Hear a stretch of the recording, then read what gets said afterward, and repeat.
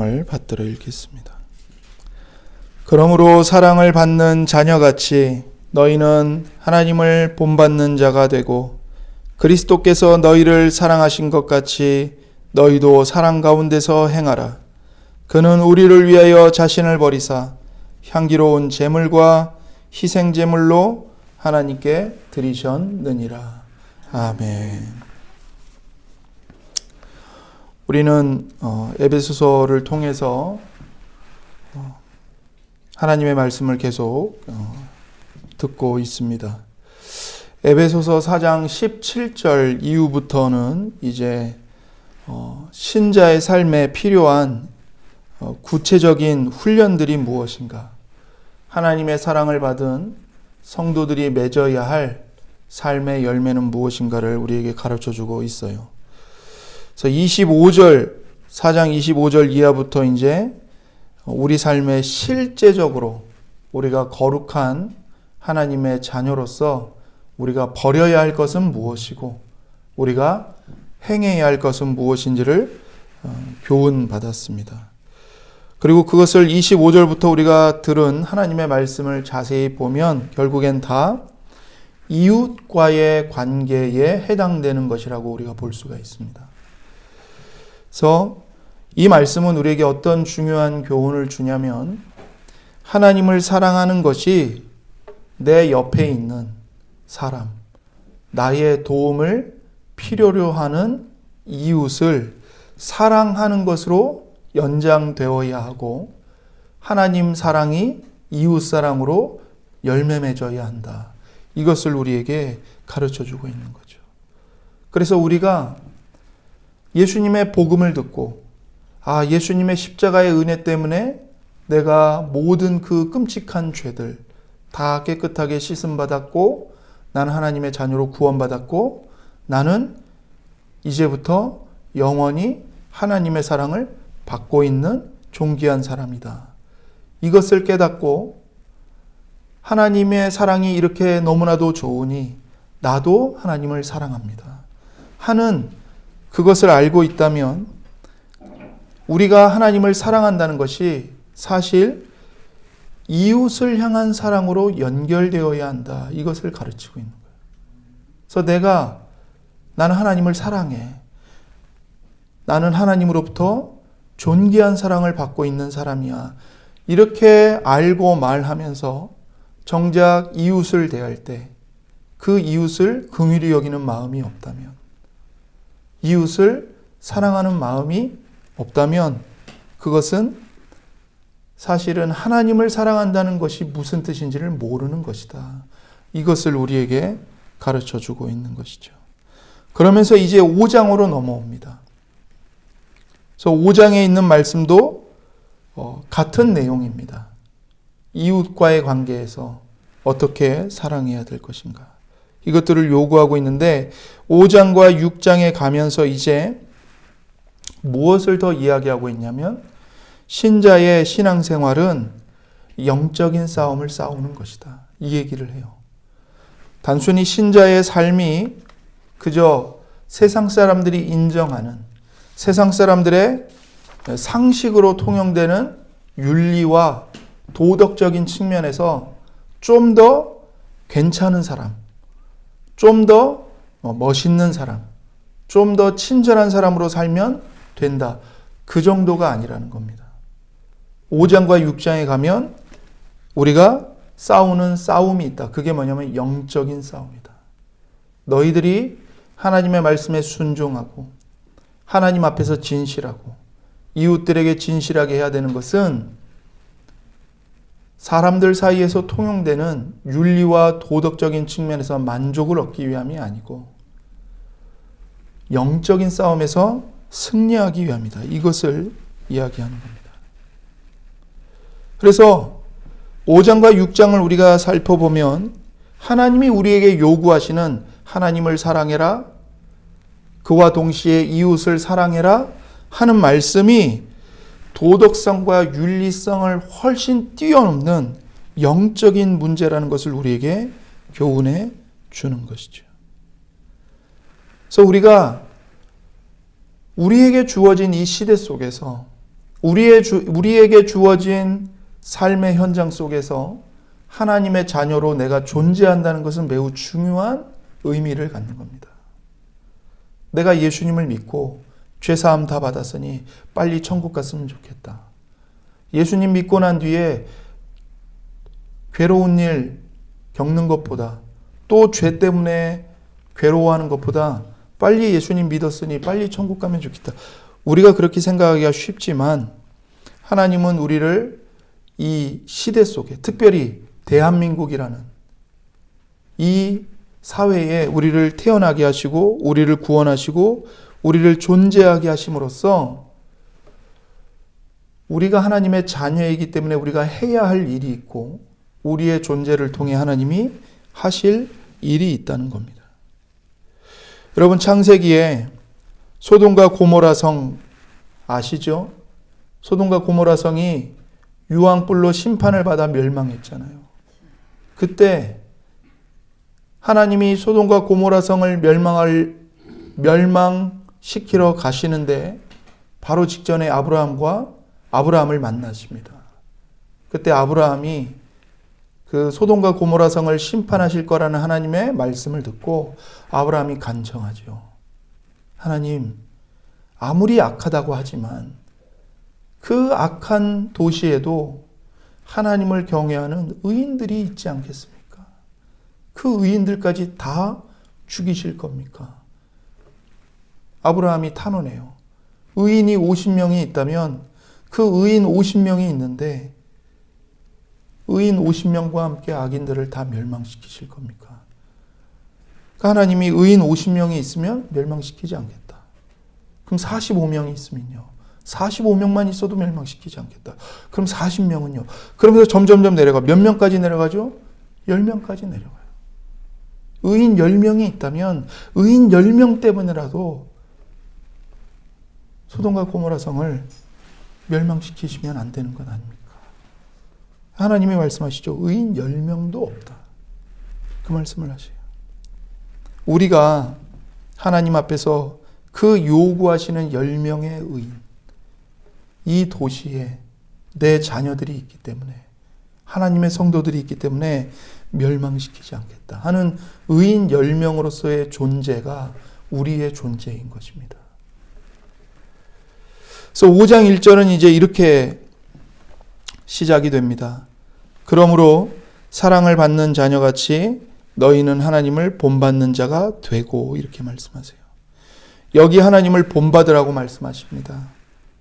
여러분, 하나님을 본받는다는 것, 우리에게 하나님이 주신 매우 큰 특권이고 복입니다.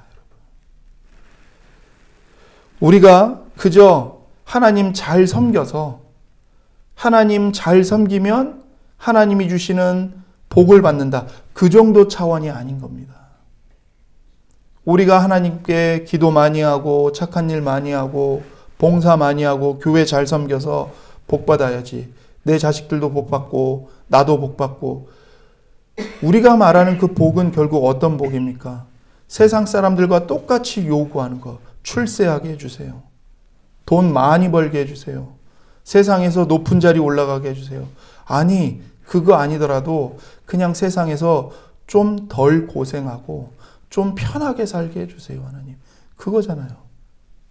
근데 하나님은 우리에게 어떤 복과 어떤 특권을 주시냐면, 너희는 내 자식이다. 내 자식인 너희는 아버지인 하나님을 닮아가는 자들이다. 이 복을 주시고 이 특권을 주신다는 거예요. 우리가 굉장히 놀라운 요구를 받고 있다는 것을 알아야 합니다. 물론 이것이 우리에게 주어지는 책임이기 때문에 마음이 무거울 때가 많습니다. 나 같은 죄인이, 나처럼 허물이 많은 연약한 인간이 도대체 어떻게 하늘에 계시는 그 거룩하신 하나님의 온전하심을 본받아가고 닮아갈 수 있단 말인가? 솔직히 내가 하나님 앞에서 내 자신을 돌아보면 늘 허물밖에 안 보이잖아요. 한 주 동안 어떻게 사셨습니까? 저는 과연 어떻게 살았을까요? 저는 여기서 여러분에게 하나님의 말씀을 전할 자격이 있을까요? 없습니다. 여기서 심판을 받는다 그러면 제가 가장 먼저 심판을 받아야 할 죄인 중에 죄인입니다. 이런 죄인인 우리가 어떻게 하나님 아버지를 닮아가라고 하시는 건가? 상당히 마음이 무거워지는 요구인 거죠. 여러분, 신앙생활을 하실 때 잘 생각해 보세요. 기쁠 때가 많습니까? 슬플 때가 많습니까? 감격이 많습니까? 고통이 많습니까? 우리가 신앙생활을 하다 보면, 저는 개인적으로 보면 늘 기쁨의 연속만은 아닙니다. 기쁨도 있지만 늘 제 안에 제 자신으로 인한 나의 잘못, 나의 부족함, 나의 허물, 나의 욕심, 나의 이기심 때문에 늘 제 안에 탄식이 있습니다. 오호라 나는 곤고한 사람이로다. 탄식이 있어요. 이것이 저의 경험만은 아닐 겁니다. 성도님들도 이 땅에서 하나님의 자녀로 구원받아 살아가지만 기쁨과 감격만 가득한 게 아니죠. 삶의 고통이 있습니다.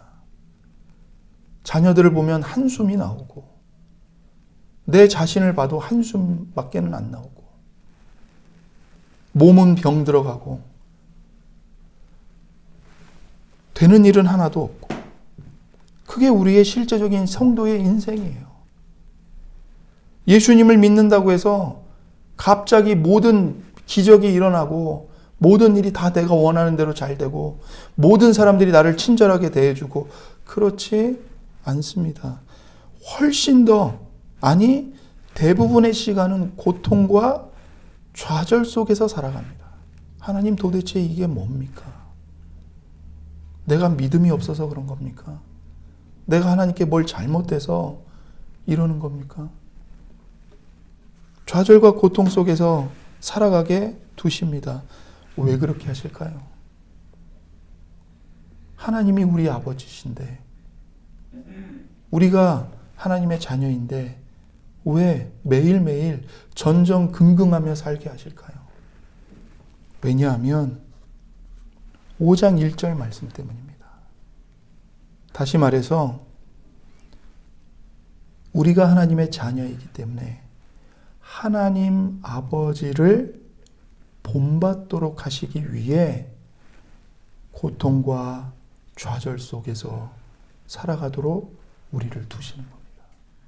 오해하지 마십시오. 여러분이 하나님께 잘못했기 때문에 벌을 받는 것이다, 그런 의미가 아닙니다. 어떤 의미냐면, 우리는 예수님을 믿어서 구원받았지만, 우리는 예수님을 믿음으로 우리의 옛사람을 십자가에 못 박았지만 여전히 우리 안에는 뭐가 살아있어요?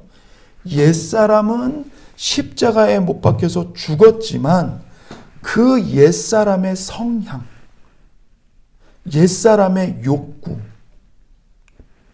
한마디로 말하면 죄를 향해 마음이 끌리는 죄성이 우리 안에 남아있다는 거예요. 하나님은 지금 그것을 우리에게서 뜯어내는 작업을 하고 계시는 겁니다.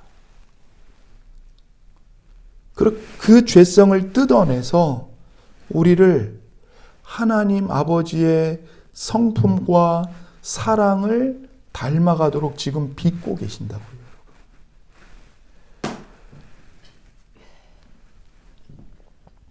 그래서 우리가 하나님을 본받는 자들로 우리가 고침을 받기 위해서는 우리에게서 뜯겨져 나가야 할 죄성들이 참으로 많습니다.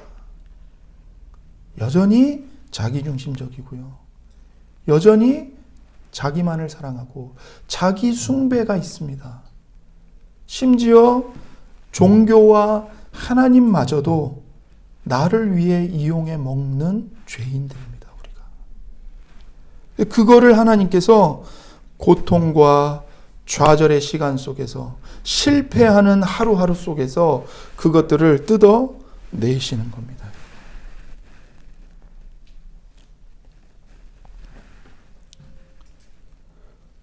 새 포도주는 새 부대에 담아야 돼요. 지금 하나님께서 우리에게 새 포도주를 담기 위해 우리를 새 부대로 만들고 계시는 겁니다. 그래서 사실 신앙생활은 처음에는 예수님을 믿어서 기쁨이 가득해요. 그런데 살아보면 압니다. 신앙생활이 만만치 않다는 거. 처음에는 내가 기도 많이 하고 성경 많이 읽고 그러면 내가 열심히 하면 다 잘 될 줄 알았어요. 내가 열심히 하면 교회도 부흥하고 내가 그렇게 하나님께 헌금도 많이 드리고 교회 봉사도 열심히 하면 내 자식들 세상에서 남부럽지 않게 살 줄 알았어요. 근데 여러분 살아보니까 그렇게 되던가요? 그렇지 않습니다. 오히려 예수님을 믿어서 하루하루 걸어가면서 내가 나를 보며 좌절합니다. 그리고 하나님 앞에서 하나님, 나는 죄인입니다. 이렇게 고백할 수밖에 없습니다. 왜 그렇습니까? 그 과정 속에서 하나님이 우리에게, 우리 안에 지금 하나님의 성품을 본뜨고 계시는 겁니다. 나는 죄인입니다라는 좌절 속에서 교만을 뜯어내시고 겸손이라는 예수님의 성품을 갖다 붙이시고 닮아가게 하시는 거죠.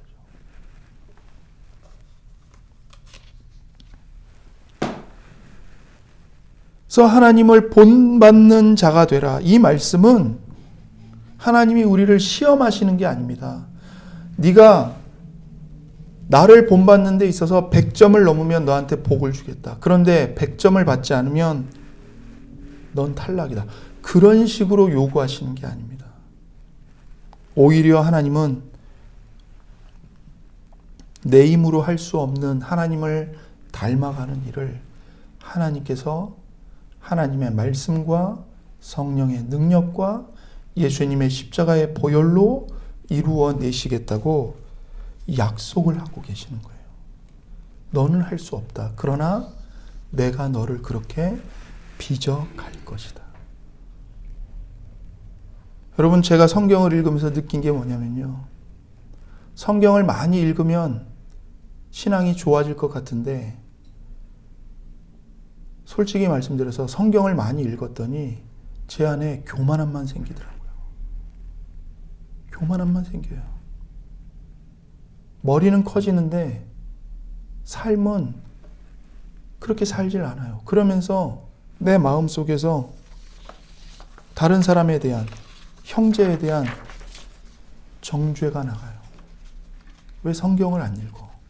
왜 기도를 안 해? 우리는 그런 자들이에요.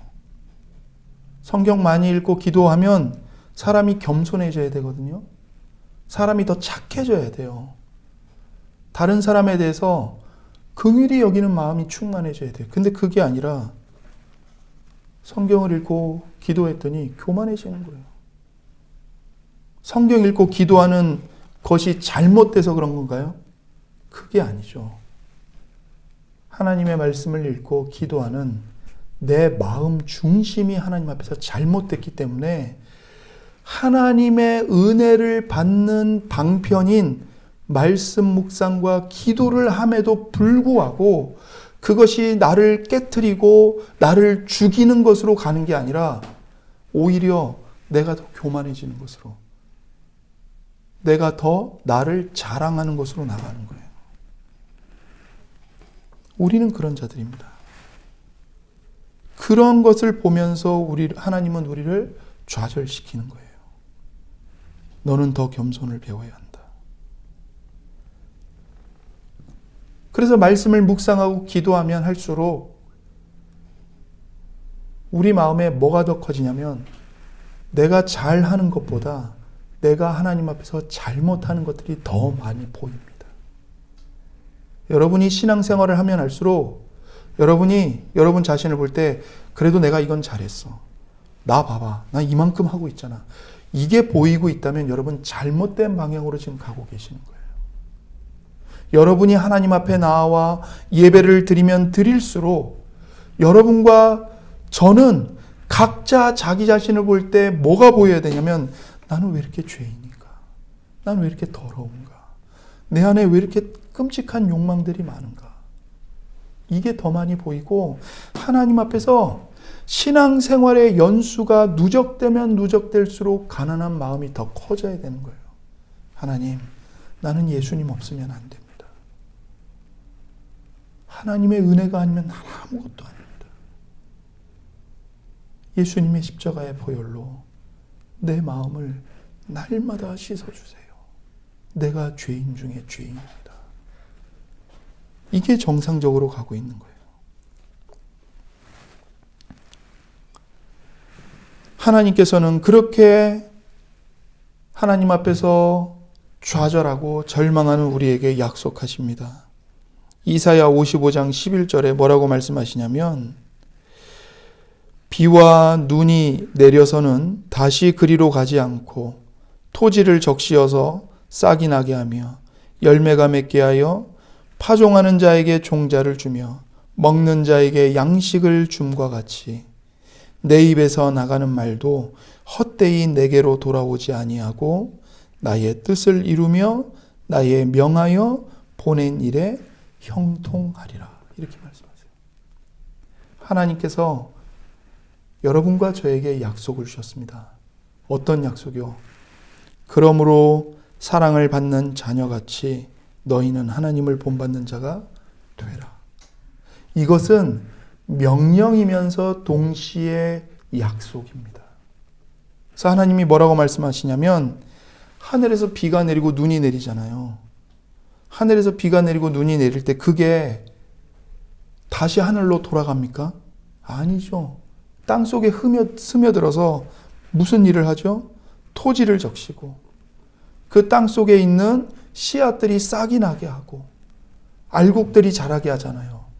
그런 것과 마찬가지로 하나님께서 우리에게 주시는 말씀, 하나님의 입에서 나오는 모든 성경 말씀은 헛되이 하나님께로 돌아가지 않고 반드시 우리 마음과 우리의 삶 속에서 열매를 맺게 하신다는 겁니다. 하나님의 말씀이 연약하고 부족하고 무능하고 교만하기만 한 우리를 변화시켜 주신다는 거예요. 하나님을 본받는 자들로. 그렇기 때문에 우리는 이 말씀 앞에서 좌절할 수 없는 겁니다. 좌절해서는 안 돼요. 내가 어떻게 하나님을 본받아? 이건 너무 무거운 말씀이야. 아니요. 무거운 말씀인과 동시에 하나님께서 내가 너를 그렇게 만들 것이다 주시는 약속인 겁니다, 여러분. 하나님께서 우리 안에 하나님의 성품을 빚어내시겠다는 거예요. 이루어내시겠다는 거예요. 그래서 우리에게 가장 중요한 신앙의 속성이 있습니다. 그게 뭐냐면 하나님을 본받기 위해서 하나님을 바르게 알고 사랑하고 섬기는 겁니다. 하나님을 아는 거예요. 하나님을 알아야 돼요. 여러분, 우리는 단순히 선과 악을 알고 선하고 옳은 것을 알려고 노력하는데 그 선하고 옳다는 것마저도 하나님의 성품을 본받는 차원에서 선하고 옳은 것을 우리가 닮아가야 하는 것입니다. 그러니까 하나님과 사랑의 관계가 없이 율법만을 말하고 선과 악만을 구분하면 안 되는 거예요. 하나님을 사랑하기 때문에 선을 행하고 하나님을 사랑하기 때문에 죄를 미워해야 하는 것이죠.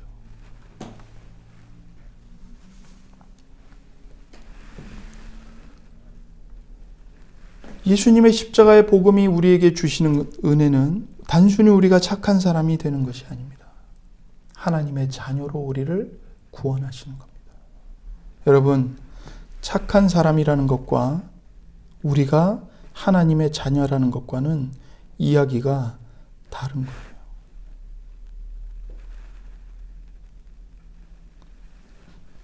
그래서 우리는 단순히 도덕군자, 세상 차원에서 착한 사람이 아니라 하나님의 자녀로서 하나님 아버지를 본받아 가야 한다는 것입니다. 요한복음 13장 34절에 예수님이 이렇게 말씀하셨어요. 새 계명을 너희에게 주노니 서로 사랑하라. 내가 너희를 사랑한 것 같이 너희도 서로 사랑하라. 너희가 서로 사랑하면 이로써 모든 사람이 너희가 내 제자인 줄 알리라. 이렇게 말씀하십니다. 이 말씀을 잘 생각해 보세요. 너희는 서로 사랑해야 된다. 내가 너희를 사랑한 것과 똑같이 너희는 서로를 사랑해야 된다. 그게 끝이 아니에요. 그렇게 해야 하는 이유와 목적이 있어요. 그게 뭐냐면 너희가 서로 사랑하면 이로써 모든 사람이 너희가 내 제자인 줄 알게 될 것이다. 이 말씀이에요.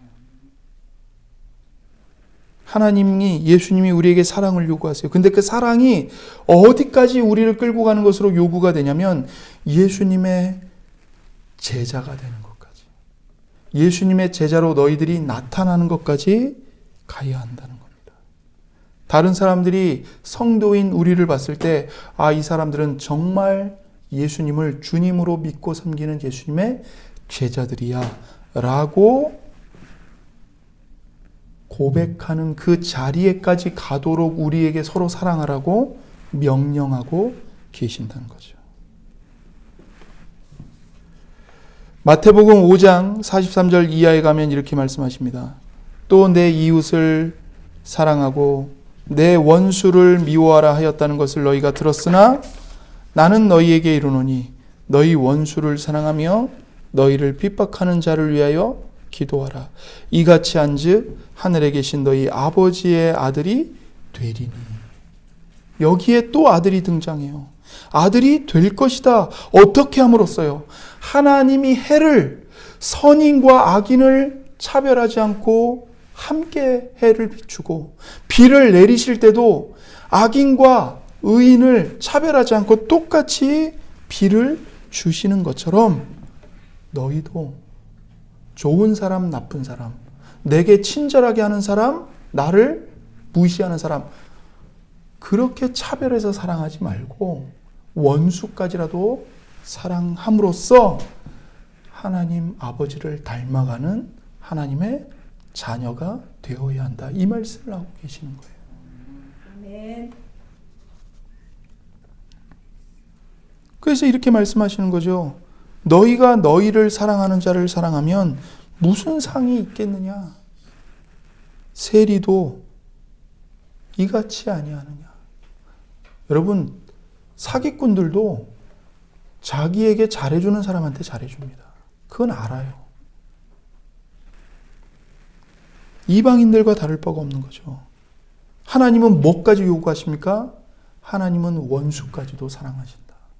그러니 하나님의 자녀로서 너희도 원수까지 사랑해라. 그렇게 함으로써 하늘에 계신 너희 아버지의 온전하심과 같이 너희도 온전하라. 하나님의 온전하신 사랑과 성품을 너희가 본받아라. 이렇게 말씀하시는 거예요. 여러분, 우리가 하나님으로부터 요구받고 있는 것이 얼마나 어려운 것이고 얼마나 무서운 것인지를 아시겠습니까?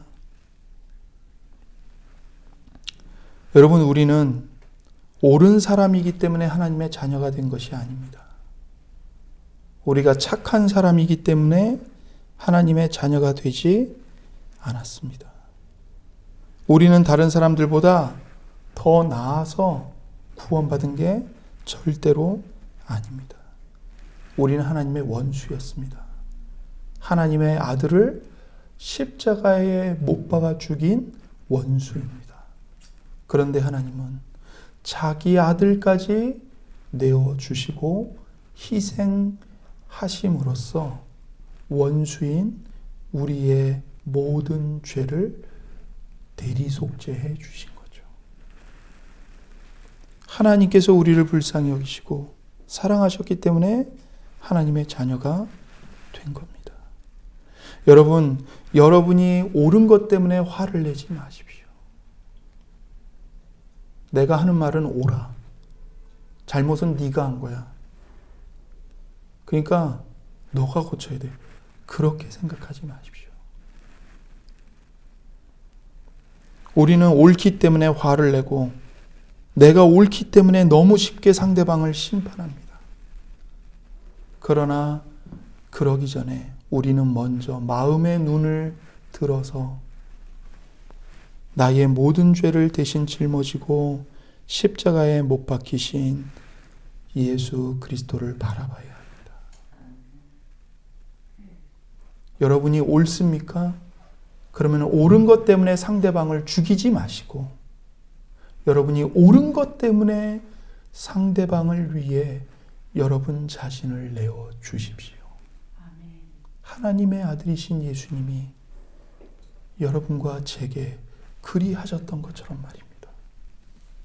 예수님은 옳은 것 때문에 우리를 죽이지 않으셨고 예수님이 의인이시기 때문에 우리를 심판하지 않으셨습니다. 예수님이 하나님의 아들이시기 때문에 우리를 얼마든지 지옥불에 던져 넣으실 수도 있었음에도 불구하고 그렇게 하지 않으셨습니다. 오히려 예수님은 그분이 누구보다도 옳았고 의인이시고 심지어 하나님의 아들, 성부 하나님과 동등한 아들 하나님이셨음에도 불구하고 예수님이 하나님이시기 때문에 오히려 우리를 살리기 위해 당신의 생명을 십자가에 죽는 자리에까지 내어주셨습니다. 지금 하나님 아버지께서 우리에게 그것을 요구하시는 겁니다. 네가 옳으냐?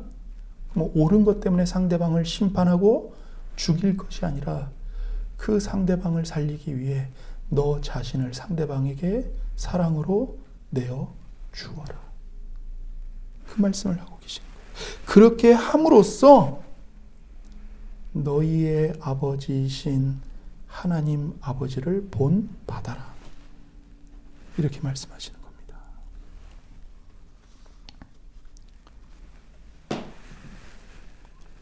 죄에 붙잡혀 있는 다른 사람을 보며 우리는 긍휼히 여겨야 합니다. 안타까워해야 합니다. 예수님을 믿는데 아직도 그렇게 살아? 그것밖에 못해? 신앙생활이 그게 뭐야? 그 사람을 열등하게 생각하고 경멸하고 그 사람과 나를 비교해서 하나님 앞에서 나는 그래도 저 사람보단 낫지. 그렇게 우월감을 가져서는 안 됩니다. 그것만큼 큰 죄가 없습니다, 여러분. 하나님의 사랑이 나에게 값없이 은혜의 선물로 주어져서 하나님의 사랑이 나를 이만큼 성숙하게 한 것처럼 저 사람에게도 하나님의 사랑이 임하여 하나님의 사랑이 저 사람을 붙잡아 하나님의 사랑이 저 사람을 변화시켜 주시기를 간구하고 그 사람을 불쌍히 여겨야 하는 것이죠.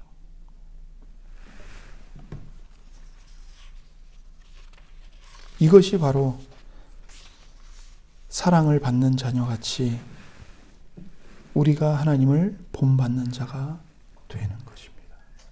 여러분과 저는 그 길을 걸어가라고 부름받은 자들입니다. 아멘. 여러분이 하나님의 사랑을 받는 자녀라는 것을 잊지 마십시오. 하나님, 왜 내 삶에 이렇게 고통이 있어요? 왜 슬픔이 있어요? 그렇게 오랫도록 기도했는데 왜 이 문제를 해결해 주지 않으세요? 기억하십시오. 여러분이 하나님의 사랑을 받는 자녀이기 때문에 그렇습니다. 무슨 말이냐면 여러분 만약에 집에 지금은 종이 없지만 예전에 집안에 종이 있었을 때 종이 자식을 낳으면 종의 자식을 학교에 보냅니까? 안 보냅니까? 안 보냅니다. 어느 누가 종의 자식을 학교에 보내줘요. 그러나 주인이 자식을 낳으면 그 주인의 자녀는 학교를 가야 돼요. 그러면 학교를 안 가는 종의 자식과 학교를 가서 힘들게 공부해야 하는 주인의 자식을 볼 때 누가 더 좋을까요? 주인의 자녀는 맨날 불평하는 겁니다. 쟤는 학교도 안 가는데 나는 왜 학교 가고 그 고생을 해야 돼? 쟤는 맨날 집에서 놀고 있는데. 잘못된 생각이죠. 자녀이기 때문에 학교에 보내서 교육을 시키는 겁니다. 교육받는 게 쉽습니까? 어렵죠. 혼나야 되고 내가 얼마나 부족한지를 늘 확인해야 되고 하나님이 우리를 똑같이 대하시는 겁니다, 여러분. 왜 여러분의 삶이 하나님의 사랑을 받는 자녀인데도 고달플까요? 왜 여러분과 제 어깨에 이 십자가의 멍에가 벗겨지지 않고 죽는 그날까지 우리의 어깨를 무겁게 짓누르고 있을까요? 하나님의 사랑받는 자녀이기 때문에 그렇습니다. 지금 하나님이 여러분과 저를 고난이라는 학교에 보내서 교육을 시키시는 겁니다. 훈련을 시키시는 겁니다. 너는 종이 아니다. 종의 자녀는 학교 안 가도 돼. 근데 너는 내 자녀야. 내 아들이고 내 딸이다. 너는 힘들어도 아버지인 하나님을 닮아가야 돼. 본받아야 돼. 그러니 연습해야 되고 훈련해야 되고 교육받아야 되고 때로는 혼나기도 해야 되는 거다. 그걸 말씀하고 계시는 거라고요. 그러니까 여러분, 여러분의 인생이 고달픈 것 때문에 하나님 나 사랑하시지 않나 봐. 하나님 나 미워하시나 봐. 그렇게 생각하실 것이 아니라 오히려 역으로 내가 사랑받는 자녀이기 때문에 이 인생의 고달픔 속에서 나를 연단하시고 빚어가고 계시는 거구나. 이렇게 생각을 해야 하는 거예요. 그게 믿음이에요, 여러분. 그게 살아있는 믿음이에요. 여러분, 욥을 생각해 보세요. 욥. 하나님이 얼마나 욥을 보며 기뻐하셨습니까? 세상에 수많은 사람들 중에 욥만큼 나를 경외하는 자가 없다. 천사들과 사탄에게 욥의 순전함을 자랑하셨어요. 근데 그 욥에게 말로 표현할 수 없는 고통이 닥칩니다. 하루아침에 재산 다 잃어버리고 자식들 다 죽고 그걸로 끝나지 않고 몸에 역청이 들어가지고는 기왓장으로 이 살갗을 벗겨내지 않고는 견딜 수 없는 너무나도 극심한 고통에 병이 든 거예요. 왜 그래야 합니까? 하나님이 욥을 미워하셔서 그런 겁니까? 하나님이 욥을 사랑하시지 않아서 그런 건가요? 하나님이 욥을 시험대에 올려놓고 네가 어디까지 잘하나 보자. 지금 그러시는 겁니까? 그게 아니죠. 욥을 더 성장시키기 위함인 겁니다. 너는 내 아들이다. 너는 내 자녀다. 그러니까 마귀에게 욥의 몸을 치는 것까지도 허락하시는 거예요. 그러나 그의 생명은 죽이지 건드리지 마라. 욥은 내 자녀다.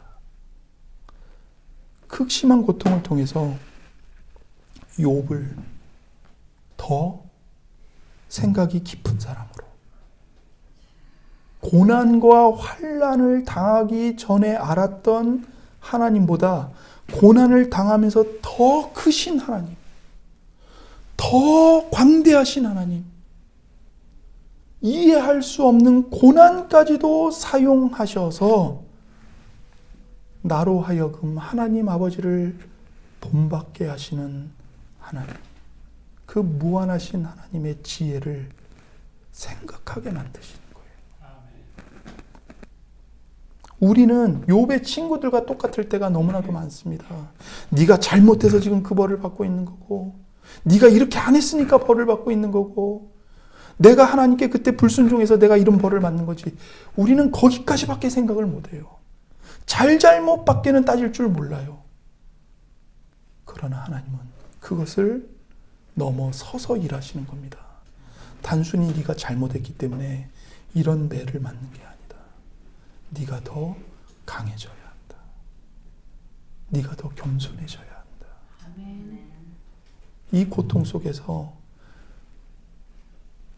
너와 똑같은 고통을 겪고 있는 수많은 사람들의 고통을 함께 헤아리며 아멘. 그들과 함께 울고 그들과 함께 웃으면서 그들 가운데 실패자가 아니라 하나님의 자녀로 너는 존재해야 한다. 그 말씀을 하시는 거라고요. 아멘. 여러분, 과부의 심정은 누구만 압니까? 과부의 심정은 누구만 알죠? 과부만 합니다. 암 환자의 고통을 누구만 알까요? 똑같이 암에 걸린 사람만 합니다. 똑같은 거예요, 여러분. 여러분이 고통의 수렁에, 고통의 밑바닥에 떨어졌을 때 그것은 하나님이 여러분을 버리신 게 아닙니다. 내가 가보지 못한 그 고통의 밑바닥 속에 수많은 사람들이 지금 빠져서 허우적대고 있어요. 인생의 의미가 뭔지, 목적이 뭔지 모른 채 마음속에는 분노와 도끼만을 품고 세상을 저주하면서 사람들이 살아갑니다. 근데 그 사람들이 떨어진 그 고통의 밑바닥에 우리가 같이 떨어져서 그들이 그들의 분노, 그들의 절망, 그들의 도끼, 그들의 저주를 이해할 수 있게 되는 거예요.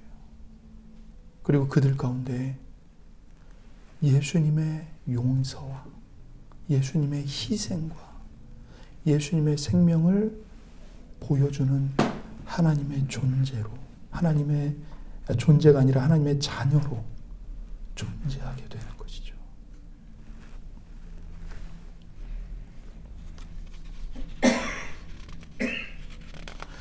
여러분, 예수님께서 마태복음 28장에 마지막으로 하늘로 승천하시기 전에 그 예수님 앞에 모인 제자들에게 이렇게 말씀하셨죠. 너희는 세상 끝까지 나아가서 아버지와 아들과 성령의 이름으로 세례를 주고 모든 민족으로 제자를 삼아라. 어디까지 가라고요? 땅 끝까지, 세상 끝까지. 그런데 여러분, 이것이 물리적인 공간의 끝만 말하는 것은 아니에요. 여러분과 제가 정말 가고 싶지 않은 고통의 끝, 인생의 좌절의 끝, 실패의 끝, 깨어짐의 끝, 그 끝에 예수님의 복음을 듣지 못한 사람들이 있어요. 하루하루 죽는 날만 기다리면서 내일 죽을까? 오늘 죽을까? 어떻게 죽을까? 차라리 죽어버렸으면 좋겠다. 그런 사람들이 있다고요. 그 사람들이 있는 그 끝에까지 가가지고 그들에게 하나님의 사랑을 알려줘라. 하나님이 세상을 사랑하사 당신의 독생자까지 그들을 위해 주셨다는 것을 그들에게 알려줘라. 말씀하시는 겁니다. 여러분이 지금 처한 고통 속에서 만나는 사람들이 있죠. 그 사람들을 귀하게 여기십시오. 여러분이 그 고통 속에 가보지 않았다면 그 사람들은 여러분을 만날 수 없었을 것입니다.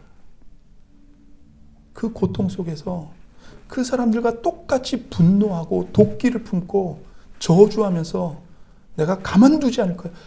그렇게 하나님의 자녀에 어울리지 않는, 하나님을 욕되게 하는 모습을 보이실 것이 아니라 그 가운데서 용서와 자비와 긍휼을 베풀며 하나님 아버지의 온전하신 사랑을 본받는 자들이 되고, 그들에게, 여러분이 아니었으면 예수님의 모습을 볼 수 없었던 그들에게 예수님의 모습을 보여주시기 바랍니다. 아멘. 그들을 만나라고 여러분과 저를 그 실패의 자리까지, 고통의 자리까지 하나님이 보내신 겁니다. 하나님이 여러분과 저를 떨어뜨리신 게 아니고 파송하신 거예요. 선교사로. 그리고 그 가운데서 하나님 아버지를 본받는, 사랑받는 자녀로 성장해 가라고 파송하신 겁니다.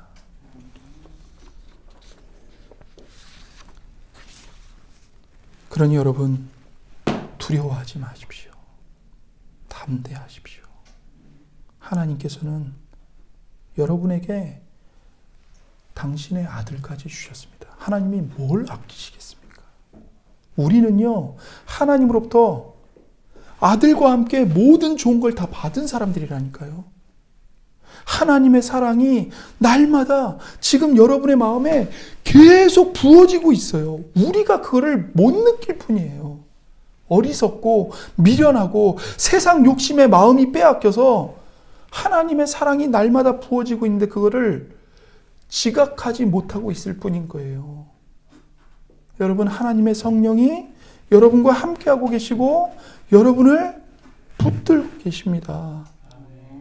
근데 여러분이 자꾸 세상의 눈을 팔고 세상 사람들과 똑같은 기준으로 내 인생을 판단하려고 하고, 그러니까 나와 함께 성령이 계시는데도 불구하고 그 성령님과의 사랑의 사귐을 누리지를 못하는 거예요. 마음이 딴 데 다 빼앗겨갖고.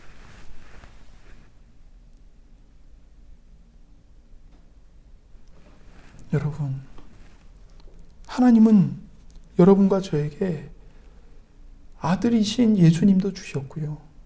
하나님의 영이신 성령 하나님도 보내주셨어요. 아들이신 예수님이 날마다 하나님 보좌 오른편에서 여러분의 이름을 부르며 중보하고 계세요. 여러분이 심지어 잘못할 때조차도 예수님이 하나님 아버지께 내가 이 아이의 모든 죄를 다 담당했습니다. 여러분이 죄의 길을 달려갈 때도 예수님은 하나님 보좌 오른편에서 여러분의 이름을 부르며 여러분을 변호하고 계신다고요. 여러분 안에는 성령 하나님이 계셔서 탄식하고 계세요. 근심하고 계세요. 회개해야 된다. 돌이켜야 된다. 겸손해야 된다. 긍휼을 베풀어야 된다. 하나님 아버지를 본받아 가야 된다. 너는 하나님의 자녀다. 성령 하나님이 계속 말씀하고 계신다고요. 이런 복을 받은 사람이 세상에 어디 있냐고요. 세상에 천억, 어떤 황금을 가진다 한들 하나님의 성령을 맞바꿀 수 있겠냐고요. 여러분, 정말 여러분은 복 받은 사람들입니다. 기뻐하십시오. 두려워하지 마십시오. 물론 오늘 주일 마치고 여러분이 내일 다시 월요일이 시작해서 세상 속으로 나아가야 할 때, 이웃들 틈바구니로 들어가야 할 때 두려움이 있을 겁니다. 그걸 또 어떻게 견디나? 이걸 내가 또 어떻게 감당하나? 그러나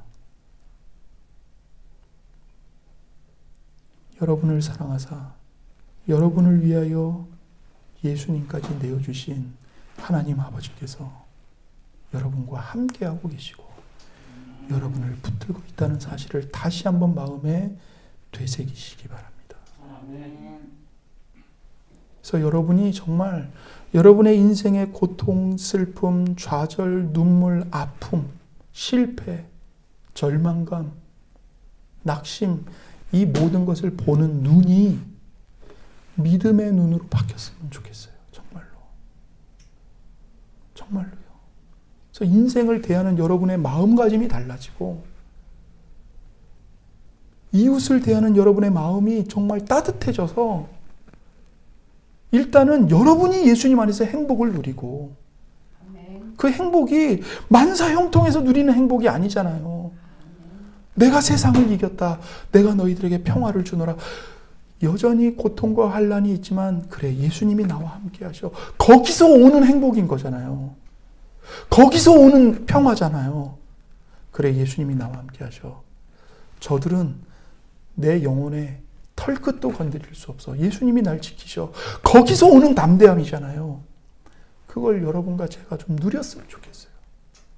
그리고 여러분 곁에 있는 이웃들, 여러분의 도움을 필요로 하는 이웃들, 여러분의 사랑을 필요로 하는 이웃들에게 따뜻한 마음으로 착한 행실로 선을 행하고 그들에게 예수님을 믿는 하나님의 자녀가 누리는 기쁨이 무엇인지를 보여주시기를 바랍니다. 저 사람은 뭔가 다른 것 같아. 어떻게 저 사람은 저런 상황에서도 저렇게 친절할 수 있는 거지? 그 사람들이 여러분을 보며 뭔가 다르다. 저 사람에게 뭔가 있나? 여러분의 그 기쁨과 평화의 비밀이 나를 사랑하사 나를 위하여 십자가를 지신 예수님이라는 것을 보여주시기 바랍니다. 기도하겠습니다. 하나님 아버지, 감사합니다. 우리는 하나님의 아들까지 잡아다가 죽인 죄인들이고 원수들입니다. 그러나 하나님은 하나님의 아들이신 예수님의 피로 오히려 우리의 그 흉악한 모든 죄들을 깨끗하게 씻어주셨고 지옥불에 영원히 던져져서 형벌받아야 할 우리의 모든 죄값을 예수님의 생명과 피로 다 갚아주셨습니다. 그렇게 우리가 하나님의 자녀가 되었는데 이제 하나님은 우리에게 더 놀라운 특권과 약속까지 주고 계십니다. 사랑받는 자녀들이 되었으니 하나님 아버지를 본받으라고 우리에게 말씀하십니다. 하나님께서 우리에게 주신 삶의 모든 정황 속에서 하나님의 사랑을 받는 자녀로서 하나님 아버지의 성품, 하나님 아버지의 사랑, 하나님 아버지의 섬김, 아버지의 희생, 아버지의 내어주심과 긍휼과 인자하심을 본받고 닮아가기를 힘쓰는 우리 모두가 되도록 우리에게 은혜와 믿음을 더하여 주옵소서. 감사드리며 우리 구주 예수님의 이름으로 기도드립니다.